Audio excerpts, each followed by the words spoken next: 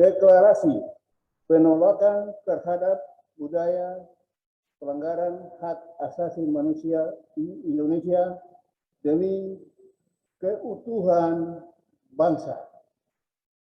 Pada hari ini, tanggal 28 Mei 2021, di depan pintu gerbang Indonesia menggugat pintu gerbang pembebasan Tuan Insinyur Soekarno, Presiden pertama Indonesia dari penjajahan Belanda, di penjara Sukamiskin. Saya, Dr. John Karubaba, Begawan Papua, putra asli Papua, pembela hak asasi manusia, yang bertindak untuk atas nama seluruh rakyat Indonesia yang dizalimi, dimarginalkan, dan dirampas hak asasinya sebagai manusia. Dengan ini, mendeklarasikan pembelaan terhadap hak-hak asasi kami dan kewajiban kami untuk membela Negara Kesatuan Republik Indonesia sebagai berikut. 1. Bahwa saya selaku putra pejuang pembebasan Irian Barat, garis miring Trikora, pembela NKRI harga mati, sangat berterima kasih kepada pemerintah Indonesia karena saya dipenjarakan oleh NKRI harga mati selama 6 tahun 3 bulan tanpa mendapatkan satu pun hak remisi sesuai Undang-Undang Pemasyarakatan Nomor 12 Tahun 1995, sebagaimana diatur dalam Pasal 14 dan Pasal 5 tentang Asas Pancasila dan harkat manusia yang dijunjung tinggi. Bahkan 2 kali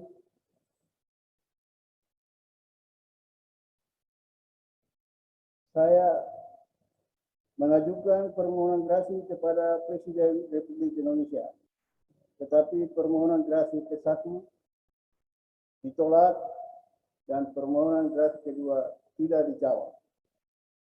2. Bahwa saya menduga bahwa permohonan gerasi ke-1 itu ditolak mungkin karena Bapak Presiden RI tidak langsung membacakannya sendiri. Akibatnya makna kreatif yang manusiawi daripada permohonan gerasi ke-1 dalam rangka pengembangan kesadaran berbangsa dan bernegara menjadi sirna dan tidak berarti. Padahal seandainya Bapak Presiden Insinyur Haji Joko Widodo sempat membaca permohonan gerasi ke-1 itu, maka kami para tokoh pejuang NKRI harga mati sudah tentu mendapatkan amnesti dari Presiden RI berdasarkan Pancasila dan Undang-Undang Dasar 1945 serta filosofi Mikul Dur Mendem Jero. Mari belajar dari sejarah bangsa kita bahwa akibat G30X PKI 1966 mulai muncul tuntutan kesatuan aksi mahasiswa yang berkali-kali berbenturan dengan sikap yang menolak mengadili Soekarno. Apakah karena menjalankan filosofi Mikul Dur Mendem Jero? Nyata di kemudian hari, Soekarno memang tak pernah diadili, tetapi ia dibuat lebih menderita. Sebenarnya dengan pengenaan tahanan rumah dalam keadaan sakit dan tak mendapat pengobatan yang layak. Apa memang dikehendaki ia tak sembuh? Akhirnya ia meninggal dunia sebagai tahanan pada tahun 1970. Suatu keadaan yang sebenarnya justru tidak adil dan melanggar hak asasi manusia. 3. Bahwa salah satu bahwa salah satu keunikan pemberian remisi maupun grasi di Indonesia adalah narapidana pembunuh yang mampu membunuh sebuah keluarga sekaligus dan narapidana politik seperti narapidana organisasi Papua Merdeka. Mereka boleh mendapatkan remisi maupun grasi. Padahal tindak pidana pembunuhan adalah sangat jelas mengkudeta hak Tuhan yang memberikan nyawa atau kehidupan kepada semua makhluk hidup di alam semesta ini. Demikian pula narapidana organisasi Papua Merdeka. Keinginan mereka adalah meruntuhkan NKRI berkeping-keping untuk menjadikan NKRI tinggal kenangan saja di bumi ini. Bagaimana dengan hak remisi narapidana tindak pidana korupsi? Apakah mereka bukan manusia ciptaan Tuhan sehingga tidak berhak mendapatkan remisi? Aneh tapi nyata. Mungkin hanya di Indonesia, satu-satunya negara di dunia yang memperlakukan diskriminasi pemberian hak remisi kepada para narapidananya. Hukum yang tidak adil sama sekali bukanlah hukum. Dianut oleh para filosof seperti Cicero, Augustinus, dan Thomas Aquinas. 4.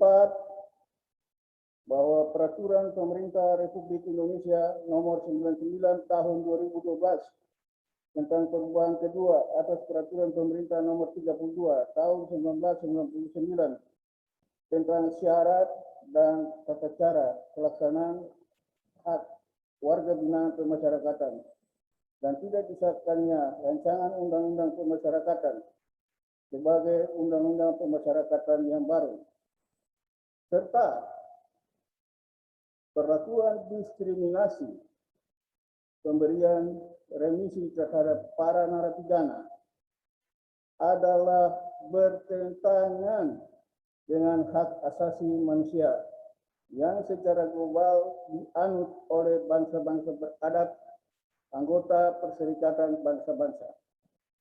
Norma ini juga dianut oleh Paris Declaration on Human Rights 1948. Undang-Undang Dasar 1945 juga mengakui hal yang sama, sebagaimana diatur dalam pasal 27 ayat 1, pasal 28 huruf D ayat 1, dan huruf I ayat 1. Dengan adanya Peraturan Pemerintah Republik Indonesia Nomor 99 Tahun 2012, telah terjadi diskriminasi yang tidak memiliki landasan hukum, di mana narapidana korupsi mendapatkan perlakuan yang berbeda dengan narapidana umumnya dalam memperoleh hak-haknya, yaitu hak remisi, asimilasi, pembebasan bersyarat, cuti menjelang bebas, dan lain sebagainya.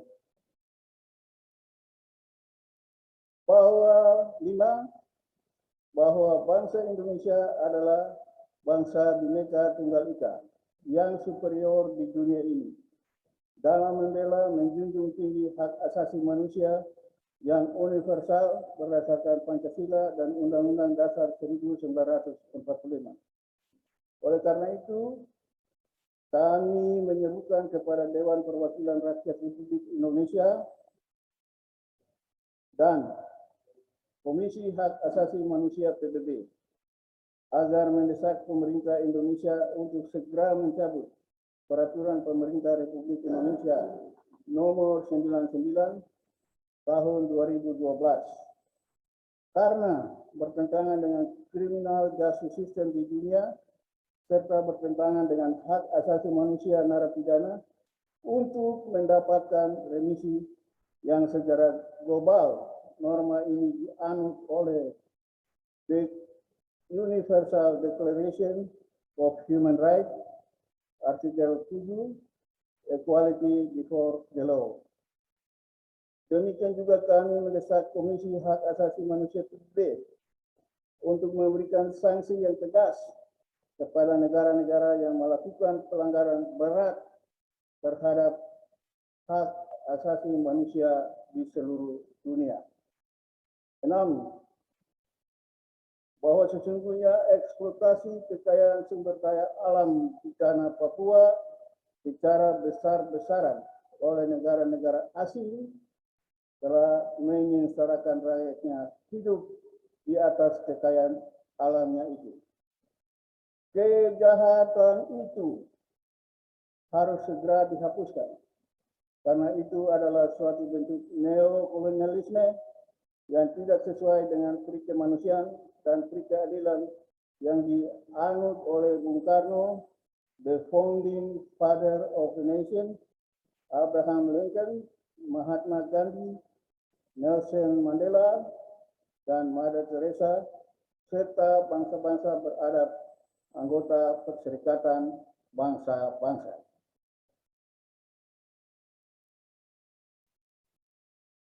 Tujuh, bahwa fenomena desintegrasi bangsa sangat kuat dan telah mendunia ketika Benny Wenda memproklamirkan kemerdekaan negara Papua Barat serta dirinya menjadi presiden pada tanggal 1 Desember 2020 yang lalu. Deklarasi Benny Wenda memiliki banyak makna. Pertama, suara Papua Merdeka masih terus menggema di dunia karena sudah 58 tahun Papua berintegrasi dengan NKRI. Namun, sampai sekarang politisasi isu pelanggaran hak asasi manusia terhadap rakyat Papua masih menjadi sorotan dunia. Kedua, bahwa dialog damai antara Papua dan Jakarta perlu diadakan sebagai satu-satunya jalan damai rekonsiliasi nasional demi keutuhan bangsa. Ketiga, bukanlah hal yang mustahil bahwa putra Papua bisa jadi presiden dimanapun bumi dipijak. Karena itu momentum kebangkitan dan arena politik sudah sampai ke fase puncak. Kita optimis bahwa putra Papua bisa jadi presiden Republik Indonesia. Supaya kenapa amanat atau pidato profetik yang disampaikan oleh Presiden Soekarno di hadapan rakyat Irian Barat atau Papua pada 4 Mei tahun 1963 di Kota Baru atau sekarang disebut Jayapura, yaitu saya, Presiden Soekarno, akan jadikan orang Irian atau orang Papua menjadi tuan atau presiden di negerinya sendiri, yaitu Indonesia. Bahwa ke depan putra Papua bisa jadi presiden Republik Indonesia karena ini adalah hak warga negara Indonesia tanpa diskriminasi sesuai konstitusi. Bahwa walaupun ironis, karena saya Dr. John Karubaba, selaku pembela NKRI harga mati, dipenjarakan dan disengsarakan oleh NKRI harga mati itu sendiri. Namun, saya telah bebas dan bertekad bulat untuk memaafkan dan melupakan masa lampau dengan segala kesengsaraan dan kenangan pahitnya.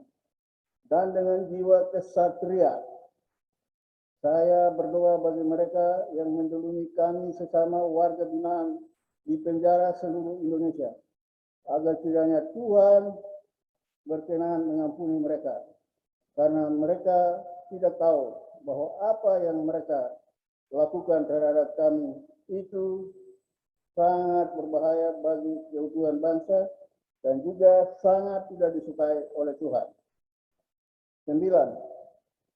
bahwa saya bersyukur kepada Tuhan karena saya dapat bergaul dengan banyak putra terbaik bangsa di penjara Sukamiskin, di mana walaupun saya orang Kristen, tapi saya pun mendapat kasih persaudaraan yang luar biasa dari teman-teman sepenjara yang mayoritas beragama Islam, termasuk yang beragama lainnya. Di penjara Sukamiskin, kasih persaudaraan kami tidak dibatasi oleh perbedaan suku, agama, dan ras. Kami hidup rukun damai sebagai sesama anak bangsa sesuai nilai-nilai kemanusiaan yang adil dan beradab yang dianut oleh bangsa-bangsa beradab anggota Perserikatan Bangsa-Bangsa. Kasih persaudaraan kami inilah yang membentuk karakter saya untuk memahami arti sebenarnya menjadi anak bangsa Indonesia. 10. Bahwa sesungguhnya pelanggaran HAM adalah wujud dari penjajahan baru di Indonesia. Maka harus segera dibasmi karena berpotensi memicu desintegrasi bangsa. Mari belajar dari bubarnya Uni Soviet. Untuk alasan ini dan oleh karena rasa kagum dan hormat yang setinggi-tingginya kepada Sang Proklamator Kemerdekaan Indonesia, maka menjelang akhir tahun 2015 di penjara Sukamiskin, saya, Dr. John Karubaba, adalah putra Papua pertama. Mungkin belum pernah ada narapidana lainnya yang pernah 2 kali bermalam dan tidur langsung di atas tempat tidurnya Tuan Insinyur Soekarno, Presiden pertama Indonesia, di sel Timur Atas nomor 1. Dan saya berdoa untuk keutuhan bangsa. Dan dalam momen yang bersejarah itu, saya mendengar kata-kata yang tidak terkatakan, yang tidak boleh diucapkan manusia. 11. Bahwa Indonesia tanpa Irian Barat bukanlah Indonesia. Saya ulangi, bahwa Indonesia tanpa Irian Barat bukanlah Indonesia. Sesungguhnya Presiden Soekarno, Presiden Soeharto, Presiden B.J. Habibie, dan Presiden Abdurrahman Wahid, serta para pahlawan Trikora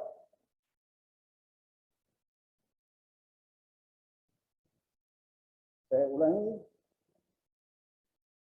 sesungguhnya Presiden Soekarno, Presiden Soeharto, Presiden B.J. Habibie, dan Presiden Abdurrahman Wahid, serta para pahlawan Trikora dapat menangis di alam gaib apabila Indonesia tanpa Papua.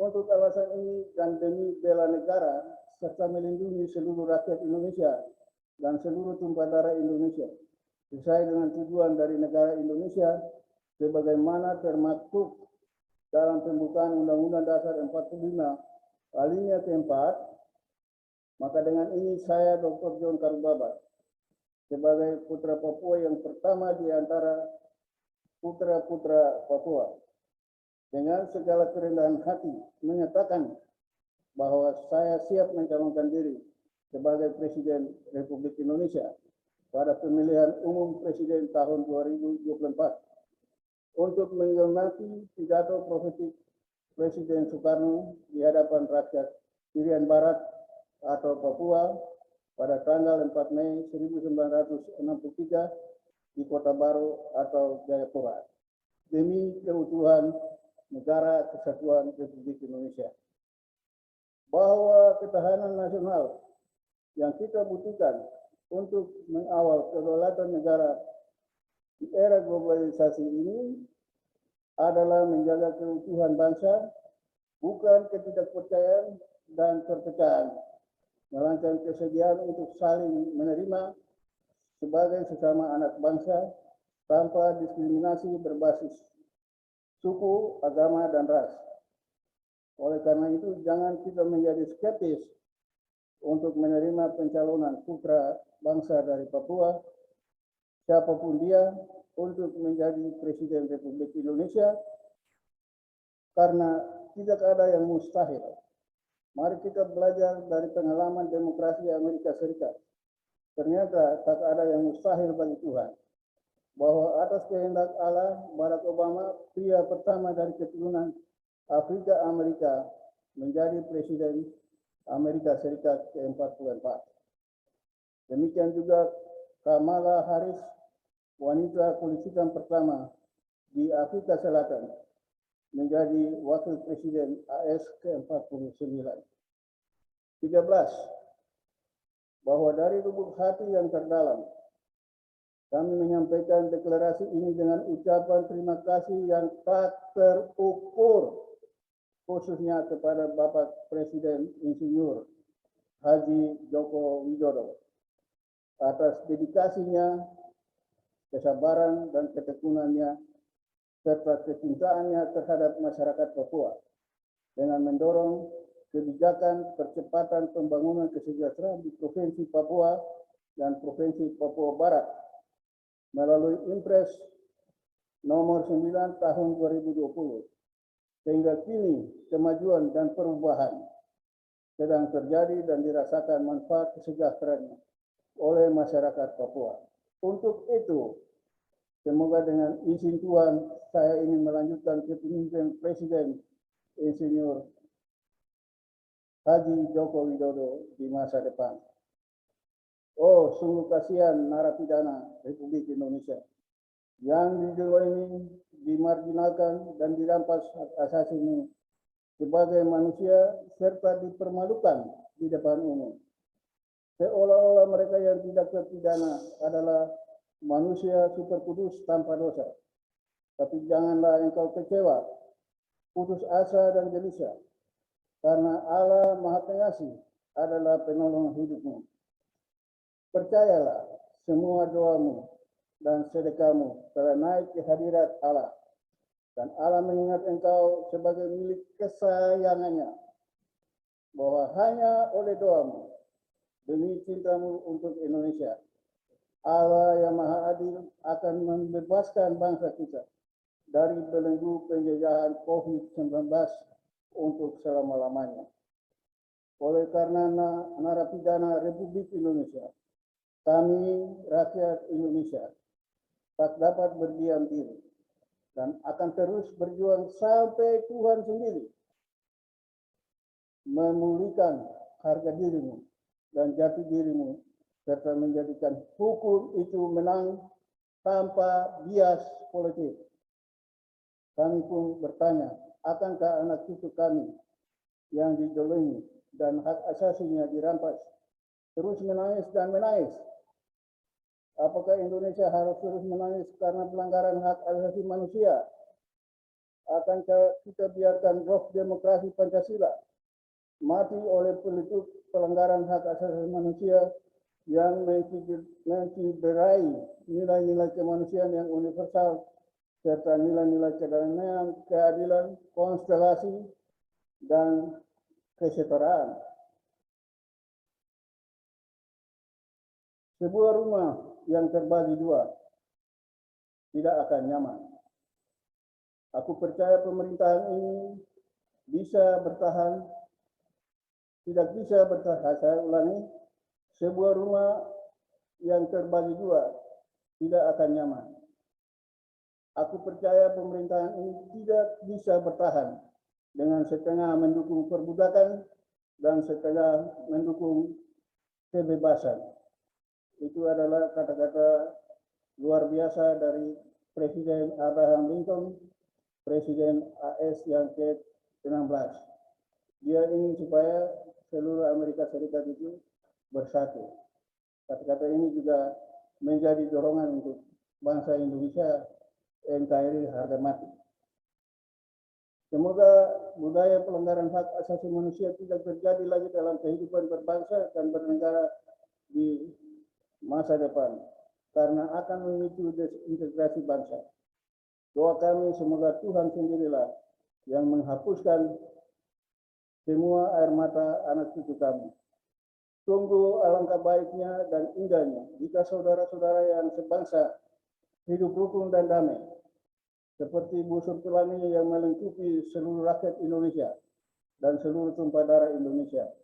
Sebab demikianlah Tuhan melingkupi bangsa Indonesia dengan kasih-Nya untuk mengubah Indonesia menangis menjadi Indonesia sukacita yang penuh berkah. Demikian deklarasi ini diumumkan kepada seluruh rakyat Indonesia untuk menjadi maklum adanya dan untuk ditindaklanjuti. Syukur kepada Allah yang berkuasa dan penuh hikmat, baginya segala kemuliaan sampai selama-lamanya. Semoga Tuhan memberkati bangsa Indonesia. Amin. Sukamiskin 28 Mei 2021 atas nama seluruh rakyat Indonesia yang hak asasinya dirampas. Dr. J.J. Tarubaba, pejuang pembela HAM dan patriot. Tembusan disampaikan kepada Bapak Presiden Republik Indonesia, Bapak atau Ibu Ketua Komisi Hak Asasi Manusia Perserikatan Bangsa-Bangsa, dan selanjutnya sampai ke nomor urut yang ke-40.